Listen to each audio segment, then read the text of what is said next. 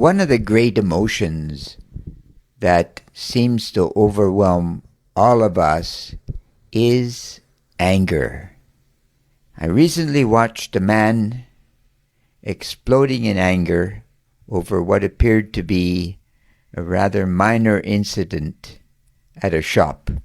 Somehow he thought the clerk was being disrespectful, and he began to rage, which is atypical in the society that I presently live in. I was taken aback, and I thought to myself, that poor soul, that is the man who is getting angry, he's actually shortening his life, because anger is obviously a toxin. It doesn't make an individual feel good at all, and it is extremely individualistic, isn't it? Because if I say, I love you, everyone understands. I love you like perhaps a lover. I love you like a boyfriend, a girlfriend. I love you like a father, a mother, a brother, a parent, a friend. We all understand love. But if I get angry and I say, I hate you, gosh, how do you hate me? I don't understand at all. And this wave of nausea seems to come over us, doesn't it? So what do we do when we stumble into anger?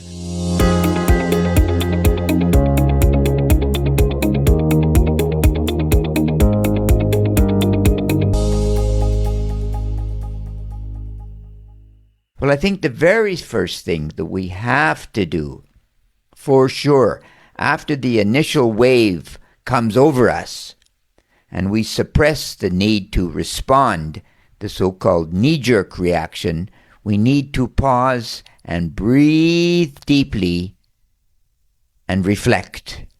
Breathe in and then calm down. And we have to label the emotion for what it is. This is anger. That's it. It's all it is. It's not love. Remove ourselves, if we possibly can, from that particular situation. And all of us have been disrespected by people in life. We've been called awful names at times, I'm sure. Detach. And we have our dignity. We want to fight back.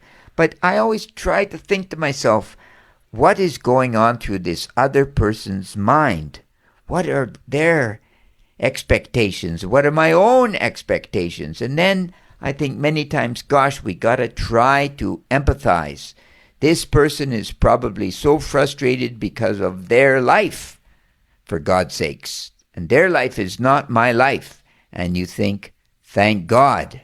Thank God. You know, I was reading recently, if you've really been offended, what a nice way to remove deep-seated anger, long-term anger, is to write a letter. Just write a letter. Just vent yourself. Perhaps even use some profanity. And then go in the back garden and burn it. Burn the letter. Just burn it up. Throw it away. Gosh, calm yourself down. Because many times, once you utter words, they become real. This is the difficulty. If you get angry at someone and you say unkind things, those words are now concretized. They exist in the world. So training ahead of time, for sure, this person or this situation is going to upset me, so I must control it. And then, of course, we have the spontaneous anger, right? Perhaps somebody hits your car or hits you or insults you, and that's when you need to really grab the situation and hold yourself in check. And at that moment, forgive yourself and forgive others. Very important. And you think to yourself, what do the great philosophers say about anger? Well, I think Aristotle, he says basically that anyone can become angry. That's basically easy. But how do we control this anger, right? We cannot be governed by anger. We have to be governed by reason. Seneca, the philosopher from the 1st century, I've just read one of his letters on anger, in fact. He says, in a sense, once again, the same thing, that anger destroys the person, meaning me, the person who is getting angry. It's not helping the situation at all.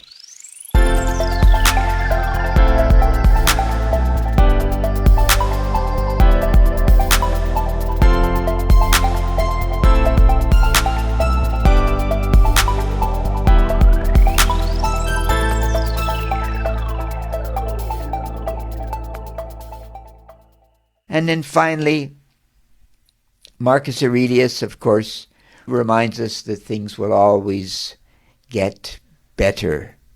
Things will not have to get worse at all. There's always another day. There's always another time. And I think that a lot of controlling our anger has to do with the self. We need to calm ourselves down, right? We need to take that daily walk in the park if we can, or perhaps we need to write in our notebook or say our prayers, go to a church, whatever it is, and say to the self, myself, self, listen, if you are an angry person, you're going to shorten your life by perhaps as much as 10 years, because angry people don't seem to live a long time. If you think of your grandmother, for instance, the person that was my grandmother, my mother, they were filled with joy and they lived long and pleasant lives, right? And I think that this is the point, isn't it?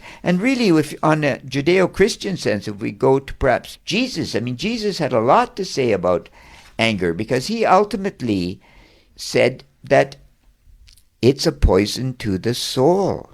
And he says this in Matthew, talks a lot about this. So we have the main Gospels, of course, Matthew, Mark, Luke, and John, right?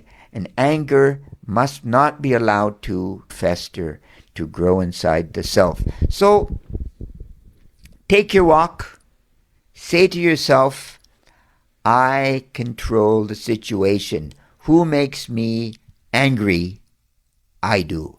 If that is really true, that I really occupy my mind and myself, then I can control the anger. I was reading the other day about a book, because anger, of course, manifests itself ultimately, I think, in war. And I listened to a podcast on the book, and I haven't read the book yet, but I will. It's a book by Annie Jacobson, and it's called Nuclear War, a Scenario. And she discusses how the earth, the world, civilization is over in 2 hours, fundamentally because of anger. In the book's case, North Korea launches a missile against Washington, D.C., and then another one against California, and the Americans respond. Within 6 minutes, they've launched, but their missiles have to fly over Russia. Russia, thinking that they're attacking Russia, responds to it and destroys America, and away it goes. So within 2 hours, this anger, this war, if you will, this destruction of humanity has occurred. So this has to be the ultimate result of anger, war.